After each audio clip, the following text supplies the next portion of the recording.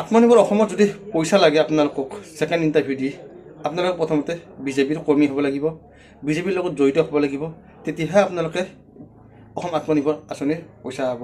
এই কথাটো মই কোৱা নাই, এজন বিজেপিৰ কৰ্মীয়ে কৈছে।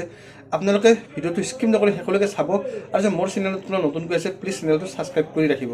বহুত মানুহে ভিডিঅ' চায় কিন্তু চেনেলটো ছাবস্ক্ৰাইব নকৰে। প্লিজ মই আপোনালোকক ৰিকুৱেষ্ট কৰিছোঁ আপোনালোকে চেনেলটো ছাবস্ক্ৰাইব কৰি ৰাখিব।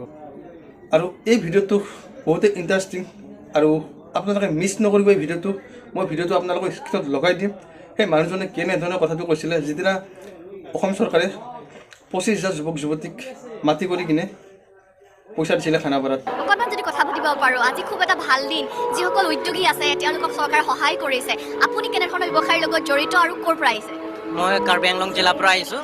এতিয়া মই আমাৰ চিফ মিনিষ্টাৰক মই ধন্যবাদ জনাইছোঁ যে তেখেত এটা ভাবি চিন্তি কিনি যুৱক যুৱতীৰ কাৰণে এটা নিজৰ ভৰি দি মানে খাৰা হ'বলৈ কাৰণে এটা মানে ৰাস্তা ওলাই দিছে। এতিয়া বহুত ধন্যবাদ জনাইছোঁ কাৰ্বি আংলং ৰাইজৰ পৰা।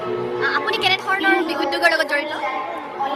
মই জড়িত নহয়, মই তাত মানে বিজেপিৰ লগত মানে মই মোৰ ফ্ৰেণ্ডবিলাক বিজেপি হয়। মানে তেখেতে ক'লে যে যদি আপুনি কিবা ছেল্ফ এমপ্লয়মেণ্ট কাৰণে কিবা ভাবি চিন্তি আছে তাতে আমাৰ লগত কিবা ফৰ্ম ফিল আপ কৰি দিয়ক বুলি তেখেত ক'লে। এতিয়া মই ফৰ্ম ফিল আপ কৰি মোক যি আপোনালোকক অনুদান আগবঢ়াইছে, যি সহায় কৰিছে, ইয়াৰ পৰা কেনেধৰণে আপোনাৰ ব্যৱসায়টো